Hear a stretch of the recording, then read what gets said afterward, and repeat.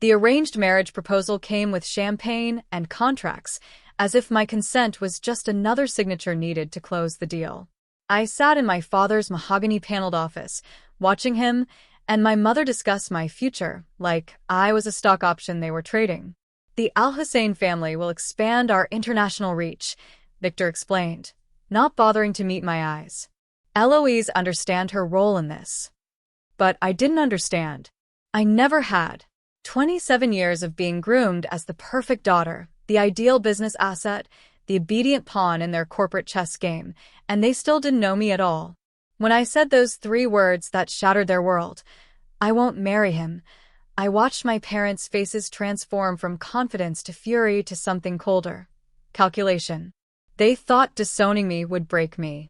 Cutting me off, throwing me out, erasing me from their legacy, like I'd never existed. What they didn't realize was that some cages, no matter how gilded, eventually forge the very keys that unlock them. They wanted to write me out of their story, but I was about to become the author of my own. Just before we get back to it, I'd love to know where you're watching from today, and if you're enjoying these stories, make sure you're subscribed. Growing up in the Wren household meant understanding that everything came with a price tag, including love. My name is Eloise Wren, and at 27, I finally learned that some prisons are built with gold bars and mahogany walls. The Wren Group dominated Chicago's architectural landscape for 3 generations. Our family estate sat on Lakeshore Drive like a monument to success, but inside those pristine walls, affection was as rare as a crooked line in our blueprints. My earliest memory isn't of birthday parties or bedtime stories. It's of standing perfectly still while my mother, Celeste, adjusted my posture for photographs. Shoulders back, Eloise. You represent the family name. I was 4 years old. Every conversation in our house revolved around profit margins and strategic partnerships. My older brother Crispin absorbed it all, positioning himself as the heir apparent. Meanwhile, I learned that children were seen, not heard, and that my dreams mattered only if they served the Wren legacy. The arrangements began early. Which friends I could have, daughters of business associates only. Which activities I could pursue, nothing that interfered with family obligations. When I turned 16, Celeste showed me a portfolio of prospects, sons of business partners with the same hollow smiles I'd perfected. What if I want to choose for myself? I asked quietly. Celeste's laugh was sharp as broken glass. Choice is a luxury we can't afford. Everything we have depends on strategic alliances. Through high school and college, every milestone came with strings attached. My acceptance to Northwestern? Perfect for networking. My internship at a rival firm? Excellent intelligence gathering. I was never just Eloise. I was an asset with a pulse. The morning everything changed started like any other. Victor called me into his office at precisely 9 a.m. Celeste sat across from his desk, her smile predatory. Between them stood a man I'd never seen, tall, olive-skinned, with kind eyes that seemed uncomfortable in the formal setting. Eloise, meet Rami Al-Hussein, Victor said without looking up. You'll be married next spring. The words hit like a physical blow. Not engaged. Married. As if the decision was already carved in stone. Father, I think we should discuss. There's nothing to discuss, Celeste interrupted. The Al-Hussein family controls shipping routes throughout the Mediterranean. This union will expand our reach internationally. What about what I want? Victor finally looked up, his steel-gray eyes devoid of warmth. You're the business, Eloise. Every opportunity we've given you comes with a price. This is that price. I turned to Rami, who was studying his hands. And you're comfortable with this arrangement? I understand family obligations, he said quietly. No, Celeste said sharply. There's nothing private about family business. Rami should know that Eloise can be difficult, but she's well-trained. She'll make a suitable wife once she accepts her responsibilities. Trained. Like a dog. Like a business asset.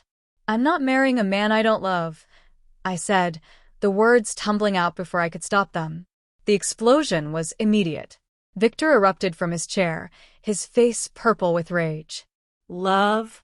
You think love built this empire? Love pays for your designer clothes and fancy education. Maybe I just want what everyone else gets to choose. Everyone else doesn't have what we have. Victor slammed his fist on the desk. You think you can just walk away from everything we've built? The manipulation that followed was masterful. They twisted every conversation to make me the villain, used guilt like a weapon, made love seem like weakness rather than a basic human need. Get Crispin in here, Victor barked. My brother appeared within minutes, taking one look at the scene before his expression shifted to practiced concern. What's the problem? Your sister has decided to destroy 3 decades of planning, Celeste said. She's refusing the Al-Hussein arrangement. Crispin's eyes lit up with something that might have been relief. Eloise, you can't be serious. This partnership is crucial for our expansion. Since when do you speak for me? Since you've proven you can't think beyond your own selfish desires, he replied smoothly. Sometimes we have to make sacrifices for the greater good. Whose greater good? Victor had been making phone calls during our exchange. When he hung up, his expression was glacial. I've scheduled an emergency board meeting for tomorrow morning. We'll announce the engagement then. You can't announce an engagement without a bride. Watch me. The next evening, our estate was transformed for what Celeste called an intimate family gathering. 200 of Chicago's most influential people filled our ballroom. I stood near the windows in a black dress I'd chosen because it felt like armor. Ladies and gentlemen, Victor's voice boomed across the room. Tonight, I'm thrilled to announce that my daughter Eloise will be marrying Rami Al-Hussein this spring, uniting 2 great families. The applause was enthusiastic. I felt every eye turn toward me, expecting the gracious smile, the modest blush, the perfect performance I'd been trained to give. I'm not getting married, I said, my voice carrying farther than intended. The silence was immediate and complete. 200 people held their breath. Victor's face went white, then red, then back to white. Eloise is being modest, Celeste said with a laugh like breaking glass. She's overwhelmed by the attention. I'm not shy, I said louder. And I'm not getting married. Not to anyone you choose for me. I'm done being a business asset with a pulse. The whispers started immediately. Phones appeared, social media posts were typed. By morning, this would be all over Chicago's society pages. Rami appeared at my elbow. Miss Wren, perhaps we could speak privately? We slipped onto the terrace overlooking Lake Michigan. The October air was sharp and clean after the suffocating atmosphere inside. You don't want this either, I said. He was quiet for a long moment. My father made similar arguments to yours. Family honor. Business necessity. He turned to look at me. But I've seen what happens to people who marry for strategy instead of love. My parents were never cruel to each other, but they were never happy either. Then why didn't you say something? Because my family's business is failing. This partnership could save hundreds of jobs. Your father's backing could stabilize our operations for decades. He paused. But I didn't know the cost would be your happiness. Or mine. Your father has made it clear that backing out would have consequences, he continued. Financial ones. Legal ones. He could make things very difficult for my family's business interests in America. Threats. Of course there were threats. I'm sorry you're being used to, I said. Rami studied my face in the moonlight. You know, I think we might have been friends in different circumstances. You have kind eyes. That's rare in our world. He left that night, disappearing into a waiting car. I understood his message. He was removing himself from the equation. The aftermath was swift and brutal. Victor and Celeste didn't speak to me for 3 days, communicating only through Crispin. The silent treatment was one of their oldest weapons. On the 4th day, Victor appeared in my bedroom doorway while I was packing. Going somewhere? I think it's best if I stay somewhere else. Somewhere else. He stepped closer. Your credit cards are tied to family accounts. Your car is registered under the company. Your apartment comes with a lease requiring our signature. I continued packing with hands that barely trembled. I'll figure it out. Will you? Because I've been thinking about your little performance. About the embarrassment you caused. About the contracts we've lost because of your selfishness. How many contracts? 3 so far. The Thompson development fell through this morning.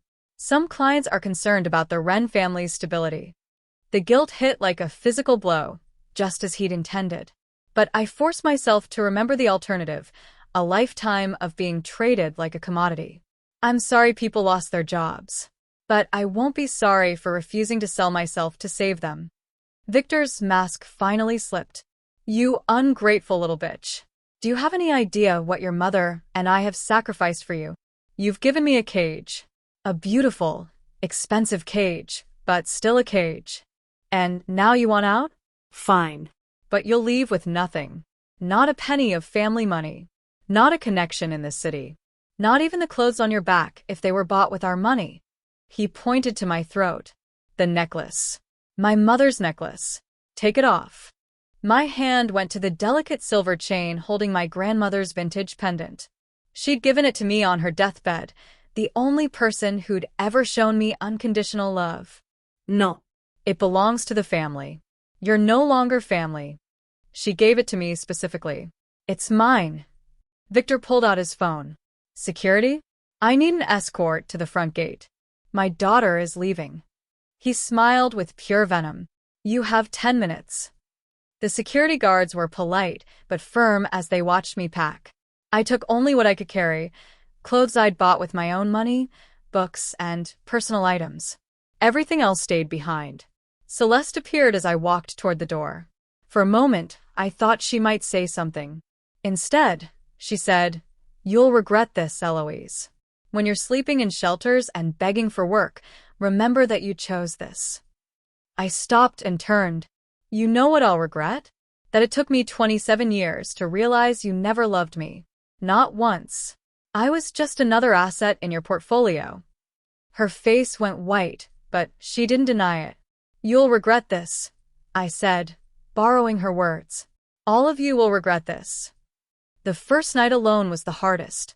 I used money from a secret savings account to book a room at a modest motel. The contrast between the worn carpet and the luxury I'd known was jarring. But for the first time in my life, I was free to make my own choices. I spread my grandmother's belongings on the bed, jewelry, photographs, and a letter I'd never opened. Inside, her words were like a lifeline. My dearest Eloise, if you're reading this, you've probably discovered what I learned too late, that our family sees love as weakness and control as strength. But there are things they don't know, secrets I've kept to protect you. Look for Gareth Molden. He has documents that will change everything. Trust yourself, my darling girl. You're stronger than they ever gave you credit for. At the bottom was an address and phone number. The next morning I called. An elderly man answered after several rings. Gareth Molden speaking. Mr. Molden? My name is Eloise Wren. I think you knew my grandmother. There was a long pause. Eloise. My dear girl, I've been waiting for your call for 15 years. Gareth Molden's law office existed in a different world from the sleek corporate towers where the Wren Group conducted business. Located in a converted brownstone, it felt like stepping back in time. Leather-bound books lined the walls, and the scent of old paper hung in the air. Gareth himself was exactly what I'd expected, mid-70s, with wild white hair and kind eyes behind wire-rimmed glasses. He welcomed me with the warmth of someone greeting a long-lost relative. Eleanor spoke of you constantly, he said, settling into a worn leather chair. She was so proud of your intelligence, your spirit. She was also deeply worried about what would happen when she was no longer there to protect you. Protect me from what? From your parents' ambitions. From a family that sees people as chess pieces. He pulled out a thick manila folder. Your grandmother was remarkable, Eloise. Much smarter than Victor ever gave her credit for. She saw what was coming long before you were born. The documents inside made my head spin. Legal papers dating back decades, land deeds, financial records that painted a different picture of the Wren family's rise to power. This property here was supposed to be a nature preserve. Gareth pointed to a survey map. Your great-grandfather bought it with that understanding. But look, he showed me aerial photographs. The Wren Group built their flagship development right on protected wetlands. That's illegal. Very illegal. Your grandmother documented everything. She spent years collecting evidence, hoping she'd never have to use it. He handed me another document. This is what you really need to see. It was a trust document dated 3 years ago. My grandmother had quietly transferred significant land holdings into a trust with a specific provision. If the Wren family ever formally disowned Eloise Wren, she would gain controlling interest in properties worth $12 million. She knew, I whispered. She suspected. Eleanor was an excellent judge of character. She wanted to make sure you had options. The properties included several lots where the Wren Group had built major developments. If I activated the trust, I would own the ground beneath some of Chicago's most expensive buildings. What would happen if I claimed these properties? That would depend on whether the Wren Group has been paying their ground lease fees properly. Based on their accounting practices, I have my doubts. For the first time since leaving home, I felt possibility instead of despair. But claiming my inheritance would take time, and I needed to survive. My savings wouldn't last long in Chicago. I need work, I told Gareth. Something that won't connect back to the Wren name. I might have an idea about that too. 3 days later, I was sitting in the offices of Meridian Properties, a mid-sized firm specializing in sustainable housing. The owner, Delaney Rowe, was a sharp-eyed woman in her 50s who'd built her company after leaving a corporate job that had nearly destroyed her soul. Gareth says you have experience in development, she said, reviewing my hastily assembled resume under my new identity, Al Winters. I've been involved in the family business since I was young, but I'm looking for a fresh start. Family business can be complicated. I take it there was a falling out? You could say that. Well, Al Winters, I don't care about your past as long as you can do the job. The pay isn't glamorous, but the work is honest. Interested. Working at Meridian was like discovering I'd been holding my breath for 27 years. The projects were smaller than what I'd grown up around, but they mattered in ways the Wren Group's luxury developments never had. Affordable housing for families, renovated buildings that preserved character while meeting modern needs. My colleagues were nothing like the cutthroat executives I'd known.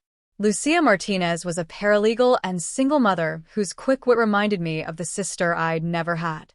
Her teenage daughter Rosa was brilliant but rebellious, constantly challenging authority. She gets that from me, Lucia admitted one evening. I've never been good at accepting things just because someone in power says that's how it has to be. Then there was Trent Sullivan, a financial analyst who joined after getting clean from addiction. He had quiet intensity that came from having looked into the abyss and chosen to climb back out.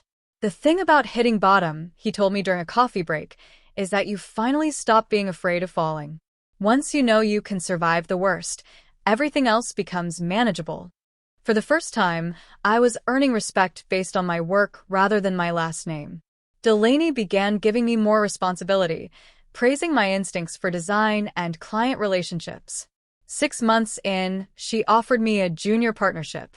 You have something special, Al. An understanding of what people really need from their homes. That's rare in this business. But even as I built this new life, I couldn't escape my past. Gareth and I met regularly to plan activating my grandmother's trust, gathering documentation to prove my claim. The more we dug into the Wren Group's records, the more irregularities we found. Your father has been playing fast and loose with permit fees for years, Gareth explained. And some contractor payments don't add up. I think there's been systematic skimming. Crispin, I said immediately. He's been handling finances for 5 years. We found confirmation in a hidden ledger I discovered in my grandmother's old music box. The ornate box had seemed like a sentimental keepsake, but when I accidentally triggered a hidden mechanism, a false bottom revealed a notebook in my grandmother's handwriting.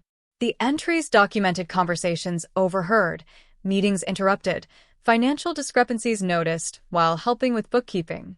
The picture was damning. Victor knew about illegal building practices and actively covered them up.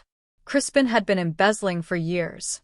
Celeste had been blackmailing business associates using information gathered at social events. They're criminals, I said, staring at the evidence. All of them. The question is what you want to do about it. What I wanted was justice. What I needed was leverage. We wait, I decided. Let me get stronger first. When I come for them, I want to be unshakable. But waiting became complicated when Lucia almost died. It happened on a Tuesday evening in November. She was walking home when a car ran a red light and nearly struck her. Only quick reflexes saved her life as she dove behind a parked car. The police called it an accident, but something felt wrong. The car had been traveling too fast, made no attempt to brake, and witnesses said it looked intentional. Someone's been asking questions about you at work, Trent told me the next day. A man in an expensive suit, claiming to be from insurance. Delaney thought it was weird because we don't have any pending claims. I was being watched. Somehow my family had found me, and they were sending a message. Stay quiet, or people you care about will get hurt. The next few weeks required delicate balance, advancing our legal strategy while protecting the people I'd grown to love. I convinced Lucia to take Rose on vacation to California, using money I could barely afford. I started varying my routes to work, checking for surveillance. The breakthrough came from Trent. He approached me after work one evening, his expression serious. I need to tell you something about my past. About why I really came to work at Meridian. We went to a quiet bar where Trent ordered coffee instead of alcohol, a recovery habit, and stared into the cup before speaking. I used to work for the Wren Group. About 8 years ago, before I got clean. I was their guy for moving money around without attracting attention. Crispin Wren specifically. My heart stopped. You worked for my brother? He looked up sharply. Your brother? Elle, what aren't you telling me? The moment of truth had arrived. I could keep lying and lose the trust of someone who might help me, or take the biggest risk of my life. My name isn't Elle Winters, I said quietly. It's Eloise Wren. The silence stretched between us. Trent's face cycled through confusion, recognition, and understanding. Jesus. You're Victor Wren's daughter. The one who refused the arranged marriage. Yes, that's me. The man asking questions at work. That wasn't insurance. Probably one of my father's investigators. Or worse, someone Crispin hired to keep me quiet. I told him everything, the illegal developments, the embezzlement, the blackmail, my grandmother's evidence, the trust fund that could destroy their empire. Crispin's worse than you think, Trent said when I finished. The money laundering wasn't just skimming. He was taking payments from contractors using substandard materials, then covering up building code violations. People could have died. Could have. There was a residential building in Evanston. Families with children. The electrical work was so shoddy it should have burned down within a year. I tried to back out after that job. Crispin threatened to have me killed. Did you believe him? I was a junkie, paranoid about everything. But looking back, yeah, I think he would have done it. Your brother isn't just greedy. He's dangerous. Over the following days, Trent became my secret weapon. His knowledge of the Wren Group's operations, combined with my grandmother's evidence and Gareth's legal expertise, formed a comprehensive picture of criminal activities spanning decades. Look at this, Trent said, pointing to bank statements he'd obtained through old contacts. Crispin's been creating shell companies to bid on city contracts, then awarding them to himself. Classic bid rigging. Can we prove it? With the right documentation, absolutely. But we need testimony from people who were involved. That's when I thought of Julian Crane. Julian had worked for the Wren Group for 15 years before being fired for what Victor called insubordination. I remembered the incident. Julian had raised concerns about corner cutting on a public school renovation, questions that made Crispin uncomfortable enough to demand his removal. Finding Julian wasn't difficult. He'd started his own firm specializing in sustainable design, working out of a converted warehouse. When I walked into his office using my real name for the first time in months, his reaction was everything I'd hoped for. Eloise Wren. I heard you'd disappeared. I heard you got fired for having a conscience. He laughed without humor. Your family doesn't appreciate inconvenient questions. How's that working out for you? About as well as you'd expect. Julian, I need to ask you about the Roosevelt Elementary project. The one that got you fired. His expression grew cautious. That's ancient history. And frankly, I'm not sure I trust anyone with the last name Wren. I spent the next hour telling Julian about my situation, showing him evidence Gareth and I had compiled. Slowly, his skepticism gave way to hope. You're really going after them? I'm really going after them. But I need people who were there, who saw what happened. Julian was quiet, staring out at the Chicago skyline where Wren Group buildings dominated the horizon. Finally, he turned back to me. The Roosevelt Project wasn't just about cutting corners. Your brother was taking kickbacks from a contractor known for using immigrant workers at below minimum wage. When I tried to report it, Crispin told me that if I didn't keep quiet, he'd make sure I never worked in Chicago again. Did he follow through? For 3 years, yeah. No one would hire me. My reputation was trashed through whisper campaigns. I almost lost my house. His voice hardened. But I kept documentation. Photos, emails, recorded conversations. I've been waiting for someone to care enough to listen. The anonymous whistleblowing started small. A tip to the planning department about permit irregularities. An anonymous email to a journalist about questionable contractor relationships. Nothing traceable to me, but enough to raise uncomfortable questions. The results were immediate. The Wren Group lost a major government contract when the city decided to review their practices. A banking partner pulled out, citing regulatory concerns. Stock prices fluctuated as investors grew nervous. I watched it unfold from my apartment, reading news coverage while sipping coffee from a chipped mug. Each small victory felt like a step toward justice.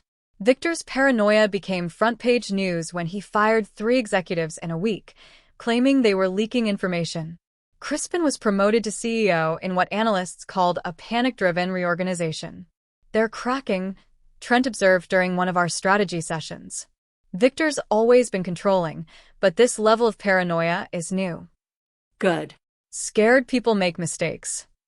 But scared people also become more dangerous. The message came through Lucia, who'd returned from California only to find herself caught in my war. She called at 2 a.m., voice shaking. Eloise, someone broke into my apartment. I was there within 20 minutes, finding her and Rosa huddled on the couch while police dusted for fingerprints. Nothing was stolen, but the message was clear. Family photos scattered. Rosa's laptop smashed. Stop spray-painted on the bathroom mirror. This is about you, isn't it? Lucia said when police left. I couldn't lie anymore. Yes. And I'm sorry. Who are you really? So I told her everything. Lucia's reaction was anger, but not at me. At them. Those bastards. Using arranged marriage to control you, then throwing you away when you wouldn't comply. Now they're threatening my daughter to keep you quiet. I'll understand if you want me to stay away. Like hell, Rosa interrupted. Mom, tell her. Lucia smiled for the first time that night. Running away just lets them win. But if we're going to fight, we need to be smart. You think I'm going to let some rich assholes threaten my kid? Besides, I'm a paralegal. I know how to research legal documents. You're going to need help. Having Lucia officially join changed everything. Her legal knowledge complemented Gareth's experience, and her court system connections proved invaluable as we laid groundwork for a comprehensive assault on the Wren Group. But first, we needed more ammunition. The breakthrough came from an unexpected source, Rami Al-Hussein. Trent had been monitoring international news about the Al-Hussein family business, trying to understand what leverage Victor might have used. What he found was disturbing. Rami's shipping company was under investigation for sanctions violations, and American companies doing business with them could face significant legal exposure. Your father wasn't just threatening Rami's business, Trent explained. He was threatening to expose them to federal prosecutors. That's why Rami couldn't say no. But Rami left. He's been in Europe for months. That's what I thought until I saw this. Trent handed me emails he'd found buried in the Wren Group server. The messages were between Victor and Crispin, discussing the Al-Hussein problem and maintaining pressure, even after Rami's departure. They've been blackmailing his family this entire time. The final email, sent 2 weeks ago, contained one line from Crispin to Victor. Al-Hussein's situation resolved. No further complications expected. We need to find Rami. Fast. Through Julian's architectural network, We located him in Geneva. After 3 days of calls and favors, Julian made contact. He's alive but scared. Been receiving threats for months. My contact says he's barely willing to talk. Can you get him a message? What do you want to say? I thought about the kind man who'd understood my situation, who'd removed himself from an impossible equation to give me freedom. Tell him Eloise Wren is fighting back. If he's willing to help, she has a plan. The response came within hours, a secure email address, and time for a video call. Seeing Rami's face on my laptop brought back memories from that terrible night. He looked older, more careworn, with shadows under his eyes. Eloise, he said warmly despite the circumstances. I heard what happened. I'm sorry. Don't be sorry. Be angry. They've been threatening your family for months, haven't they?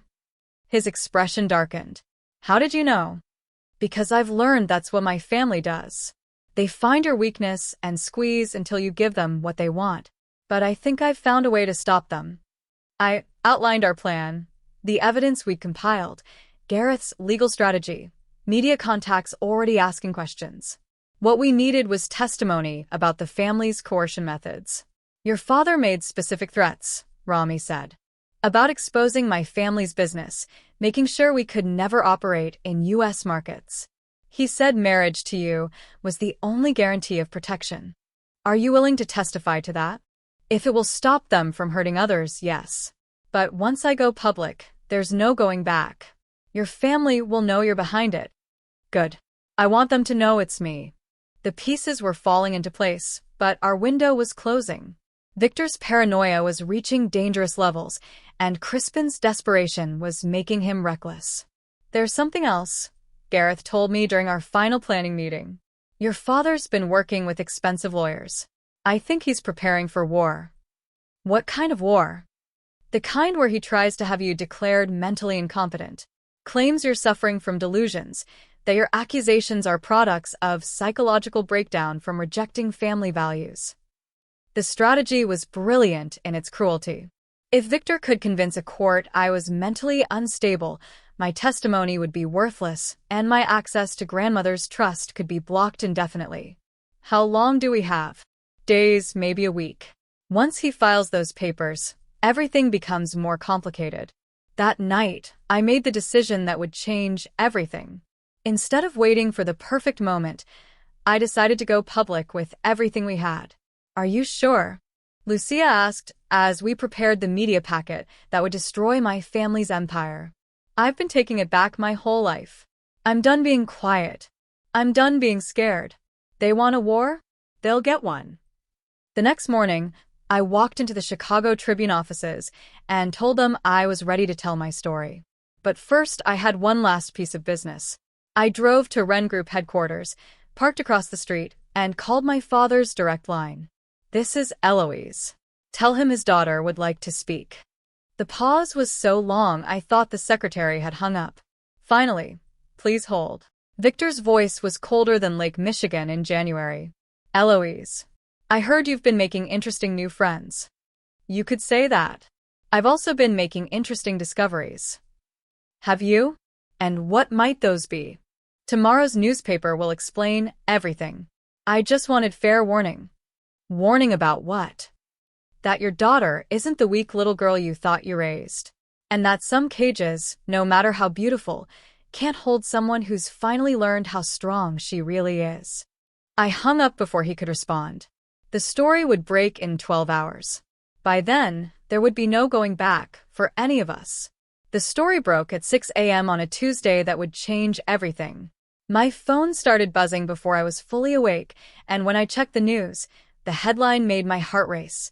Chicago architecture dynasty built on lies. Wren Group whistleblower reveals decades of corruption.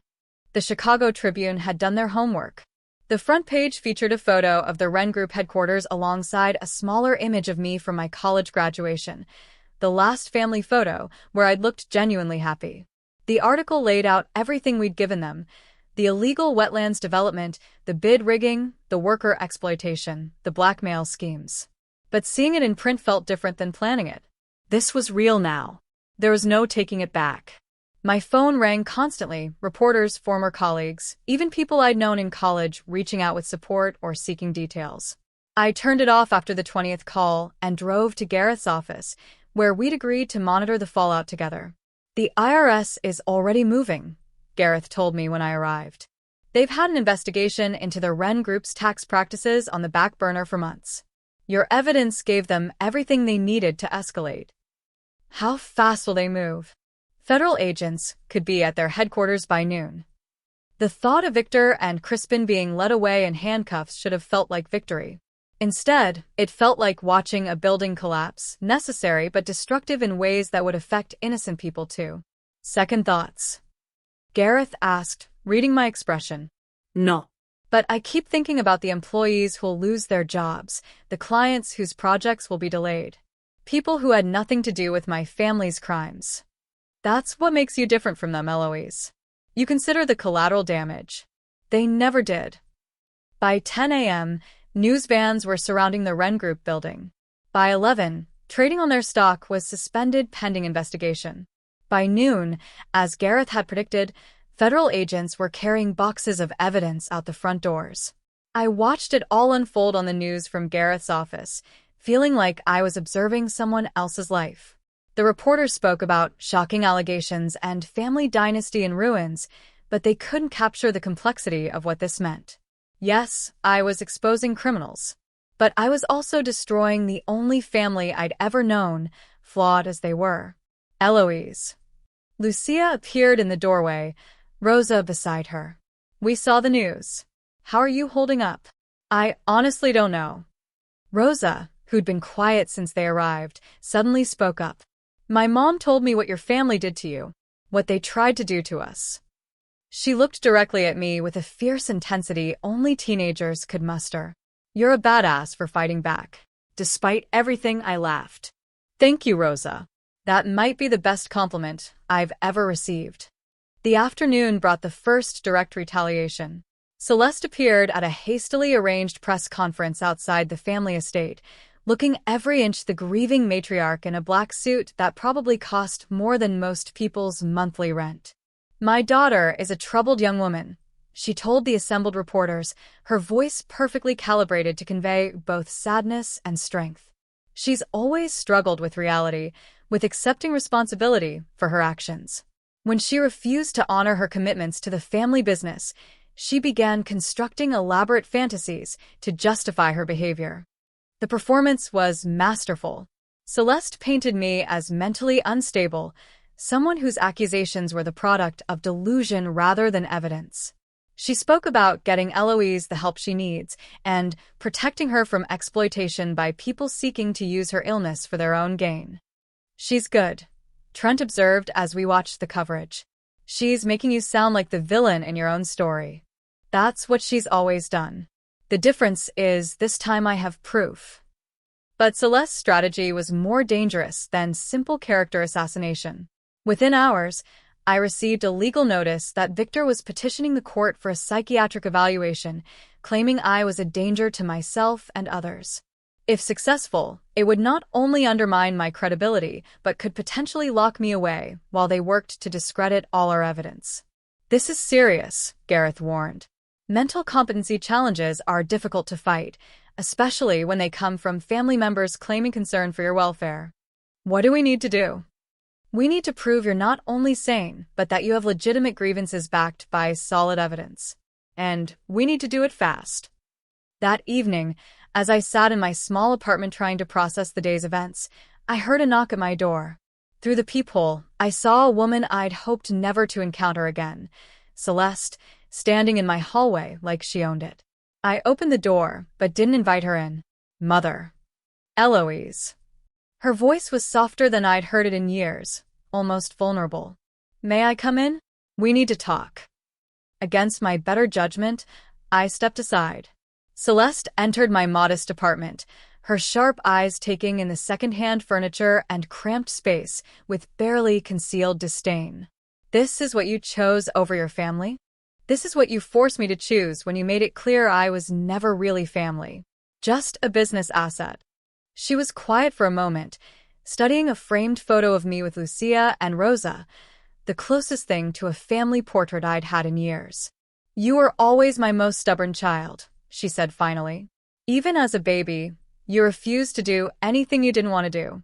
I thought we could train it out of you, channel that strength into something useful for the family. You thought you could break me. I thought I could shape you." She turned to face me. "But you've proven me wrong, haven't you? You've certainly shaped yourself." For a moment, I glimpsed something in her expression that might have been regret. Or maybe just calculation. "Why are you here, Celeste?" "To offer you a deal. Drop the allegations, agree to a quiet psychiatric evaluation that will find you temporarily unstable due to stress, and when you're recovered, you can return to the family with a generous trust fund and no questions asked." "And if I refuse?" Her mask slipped back into place. "Then we'll destroy you completely. Not just your credibility, but your new life, your friends, everything you've built. We have resources you can't imagine, Eloise. We can make you disappear."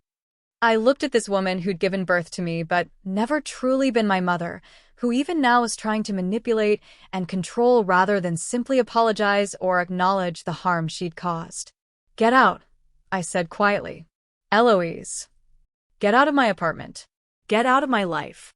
You made your choice when you threw me away. Now live with it." Celeste's composure cracked for just an instant, revealing something that might have been actual pain. Then the mask returned. "You'll regret this. When you're alone and broken and have nothing left, remember that I offered you a way back. I already have everything I need. I have people who love me for who I am, not what I can do for them. You wouldn't understand that." She left without another word, but I knew this was just the beginning. The real war was about to start. The courtroom was packed with reporters, curious spectators, and nervous-looking Wren Group employees unsure whether they'd have jobs by the end of the week. I sat at the plaintiff's table beside Gareth, trying to project confidence while my stomach churned with anxiety. The psychiatric evaluation Victor had demanded was scheduled for the following week, but our legal team had managed to expedite a hearing on the core allegations. If we could prove the substance of our case quickly, it would be much harder for them to claim my accusations were the product of mental illness. Victor sat across the aisle, looking older than I remembered, but still commanding in his expensive suit. Crispin was beside him, his jaw tight with barely controlled anger. Celeste had positioned herself in the front row behind them, every inch the supportive family matriarch.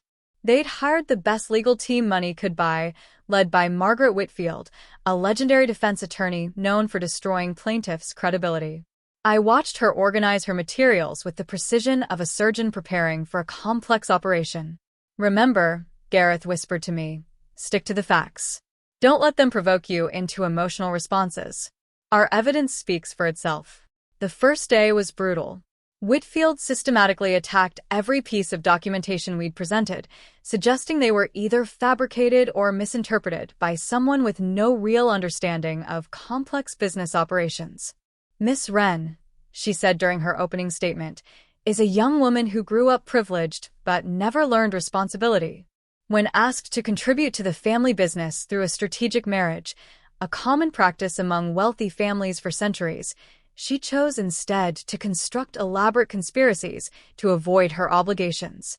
She painted me as spoiled, delusional, and vindictive, someone who'd rather destroy innocent people's livelihoods than accept adult responsibilities.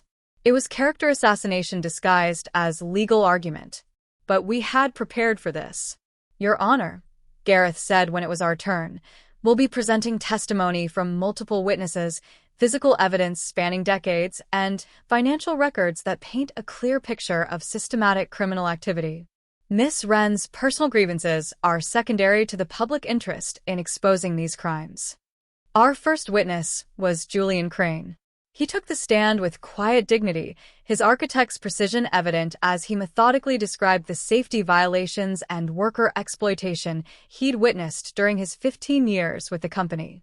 When I tried to report these violations, I was told by Crispin Wren that if I didn't learn to see the bigger picture, I would find myself unemployed and unemployable in Chicago, Julian testified. I was threatened with personal and professional destruction for trying to protect children who would attend the school we were building. Whitfield's cross-examination was vicious. She questioned Julian's memory, his motivations, even his competence as an architect. But Julian held firm, supported by the documentation he'd carefully preserved. The second day brought Trent to the stand. His testimony about the money laundering operation was devastating, but Whitfield was ready for him too. "Mr. Sullivan, isn't it true that you were a drug addict during the time you claim to have worked for the Wren Group?" "Yes." "And isn't it possible that your recollections are compromised by substance abuse?" "My addiction affected my judgment about participating in illegal activities," Trent replied calmly. "It didn't affect my ability to keep accurate records or remember what I witnessed." But the real bombshell came on the third day when Rami Al-Hussein appeared via video link from Geneva. His testimony about the coercion and threats surrounding our arranged engagement sent shocked murmurs through the courtroom. Mr. Victor Wren made it very clear that if I did not marry his daughter, he would use his influence to expose my family's business to federal investigators and ensure we could never operate in American markets again, Rami testified, his accented English carrying clearly through the courtroom speakers. "Did you want to marry Miss Wren?" our attorney asked. "I barely knew Miss Wren. The marriage was purely a business arrangement to protect both our families' interests. When she refused, I respected her courage and removed myself from the situation." "Did the threats against your family continue after you left America?" Yes. "For months, we received messages through intermediaries making it clear that the Wren family's influence could still reach us.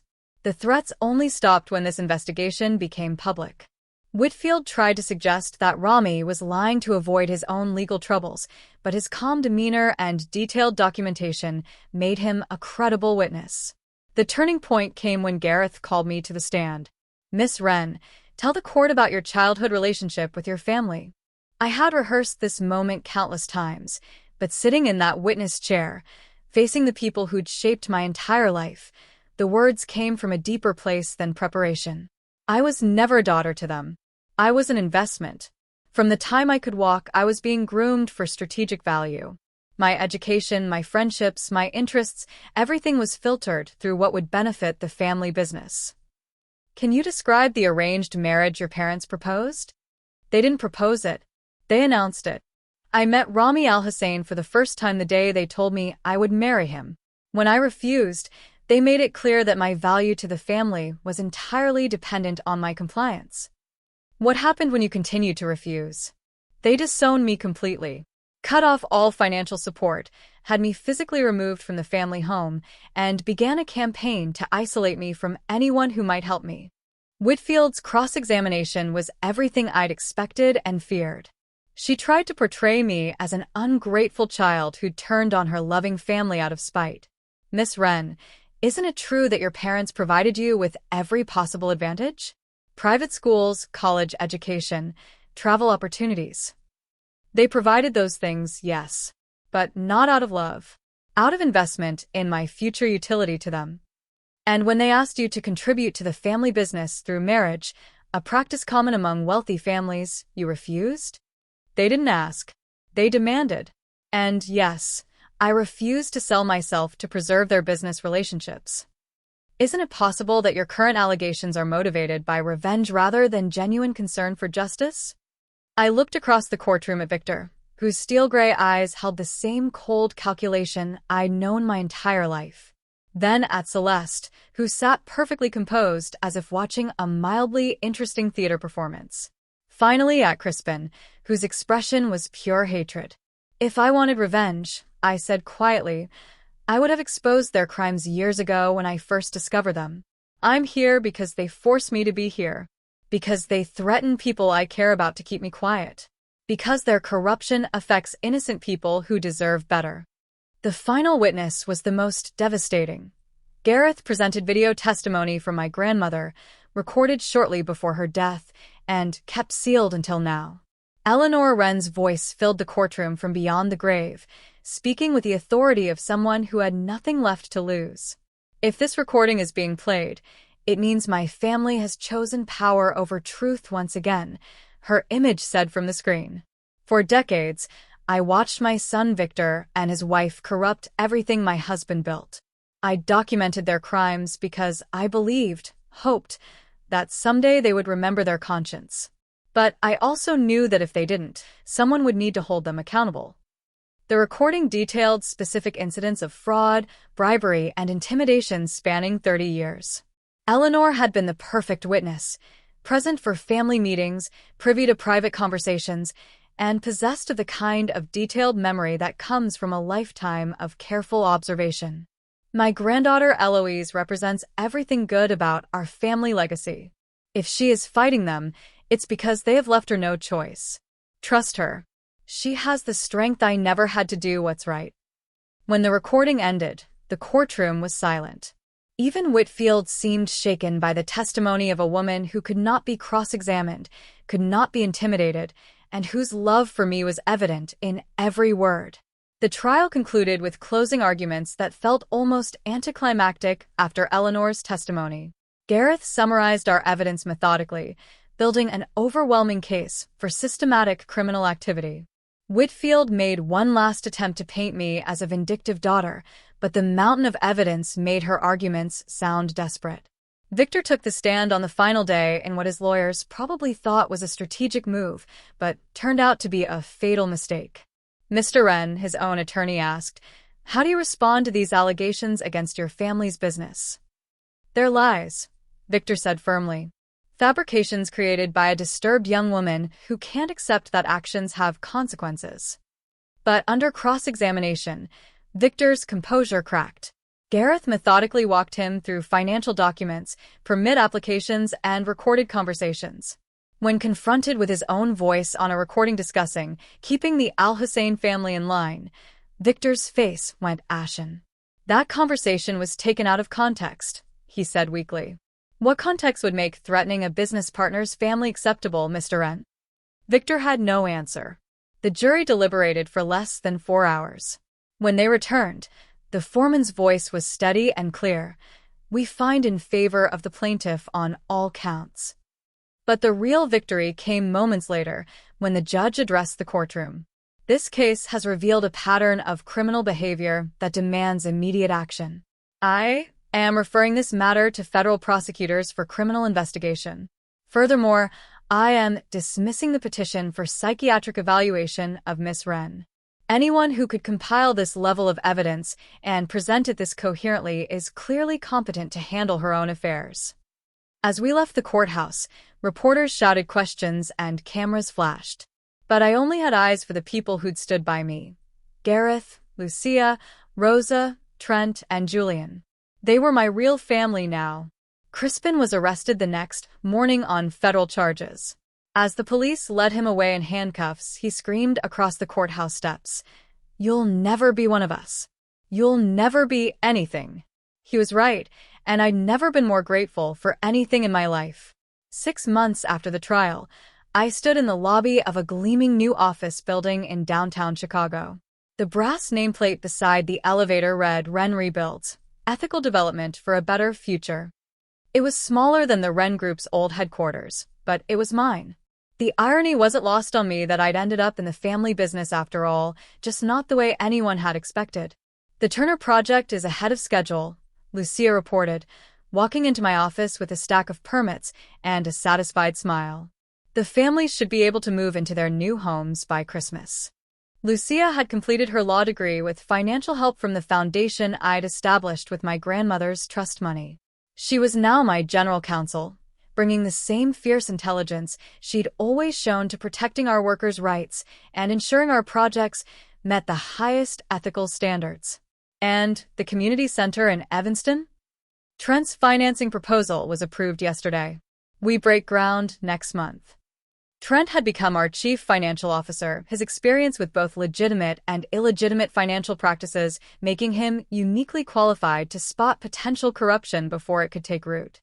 His recovery was stronger than ever, and our relationship had evolved from professional partnership to something much deeper.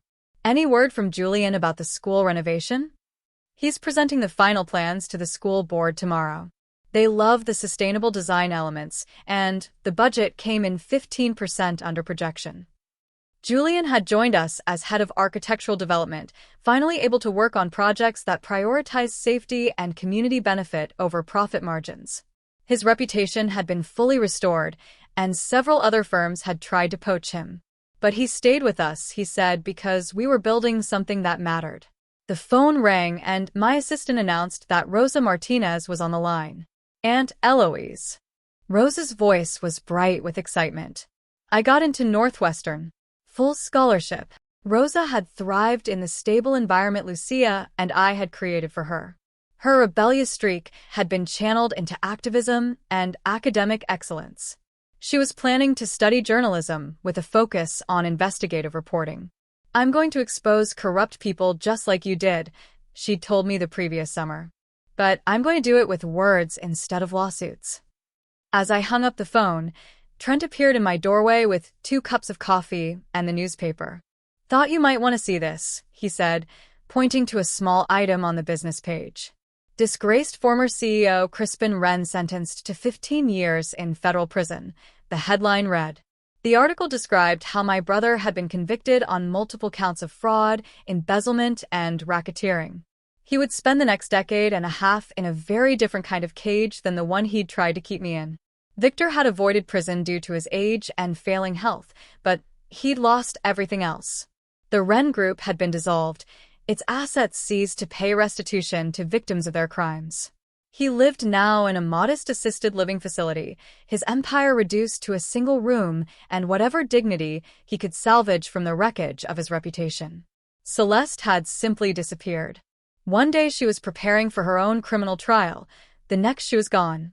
Probably to some non-extradition country with whatever money she'd managed to hide from federal investigators. Part of me wondered if I'd ever see her again. Part of me hoped I wouldn't. Any regrets? Trent asked, settling into the chair across from my desk.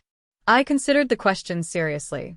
In the past year, I'd gone from being a disowned daughter sleeping in motels to running my own company, surrounded by people who loved and respected me for who I was rather than what I could do for them. I'd helped send criminals to prison, provided homes for families who needed them, and created jobs for people who'd been discarded by the old system. But I'd also destroyed the only family I'd ever known, even if they'd never truly been family in any meaningful sense. Sometimes I wonder what would have happened if I'd just married Rami and played my role, I admitted. Whether all this pain could have been avoided. You know what would have happened, Trent said gently. You would have spent your life as someone else's asset instead of your own person. And all their crimes would have continued, hurting more people. I know. It's just, they were my family. That has to mean something, doesn't it? Family isn't who shares your DNA, Eloise. It's who shows up for you when everything falls apart. Who sees your worth even when you can't see it yourself. Who fights for you and with you and believes in the person you're becoming. He was right, of course. My real family was Lucia and Rosa, Julian and Gareth, the employees who trusted me to do right by them, even Rami, who'd sent a congratulations card when Wren Rebuilds was featured on the cover of Architectural Digest. That afternoon, I drove to the cemetery where my grandmother was buried. I visited her grave every few months, usually when I needed to remember why I'd started this fight in the first place. I kept your necklace, I told her headstone, touching the silver pendant at my throat. It reminds me that someone in this family knew how to love without conditions. The wind rustled through the oak trees she'd helped plant when the cemetery was first established. Eleanor Wren had believed in leaving the world better than she'd found it, even if she'd been too afraid in her lifetime to fully stand up to the corruption around her. But she'd given me the tools and the courage to do what she couldn't. As I walked back to my car, my phone buzzed with a text from an unknown number. For a moment, my heart stopped. Was it Celeste, reaching out from whatever exile she'd chosen? Some final threat or manipulation? Instead, it was a message from a young woman in Seattle whose family had been cheated by a construction company with connections to corrupt city officials. She'd read about my story and wanted to know if I had any advice for someone trying to expose powerful people who seemed untouchable. I called her immediately. The first thing you need to understand, I told her, is that they're only powerful as long as people are afraid to challenge them. The second thing is that you can't do it alone. Find allies, document everything, and remember that the truth has a power they can't buy or intimidate. But what if they try to destroy me? They will try. But here's what they don't understand. When you've got nothing left to lose, you become incredibly dangerous. And when you've got people who love you fighting beside you, you become unstoppable. That evening, I stood in my apartment, the same modest place I'd moved to after leaving home, though I could afford much better now. I'd kept it as a reminder of who I'd become when stripped of everything I'd thought defined me. On my mantel sat a framed photo from the Wren Rebuilds holiday party, me surrounded by my employees and their families, Rosa making bunny ears behind my head, Lucia laughing at something Julian had said, Trent's arm around my shoulders. We looked like what we were, a chosen family bound together by shared values and mutual respect. Next to it was the last letter I'd received from Rami, now happily married to a woman he'd chosen himself and running a legitimate shipping business that employed hundreds of people in Syria and Lebanon. You taught me that some chains are meant to be broken, he'd written. Thank you for showing me what real courage looks like. I walked to my bathroom mirror, the same one where I'd practiced the perfect smile for so many years as a child. The woman looking back at me bore little resemblance to the frightened girl who'd been groomed to be a business asset. She had laugh lines around her eyes, calloused hands from working construction sites, and a confidence that came from knowing exactly who she was and what she stood for. This is who I really am, I said to my reflection, echoing the words I'd spoken at the end of that first terrible night in the motel. But now they meant something different. Then, I'd been lost and afraid, trying to convince myself that I could survive on my own. Now, I was celebrating the woman I'd chosen to become. My phone rang, interrupting my reflection. It was Lucia. Emergency board meeting, she said with mock seriousness. Rosa's making dinner for everyone tomorrow night, and she wants to know if Trent's allergic to shellfish. This is what you're calling an emergency? Have you seen Rosa cook? This could be a matter of life and death. I laughed, feeling the warmth of being part of something bigger than myself. Tell her Trent will eat whatever she makes and be grateful for it. Already did. See you tomorrow night. And Eloise? Bring the good wine. We're celebrating. Celebrating what? Another week of being free. Another week of building something that matters. Another week of proving that they were wrong about who you could become. After she hung up, I walked to my window and looked out at the Chicago skyline.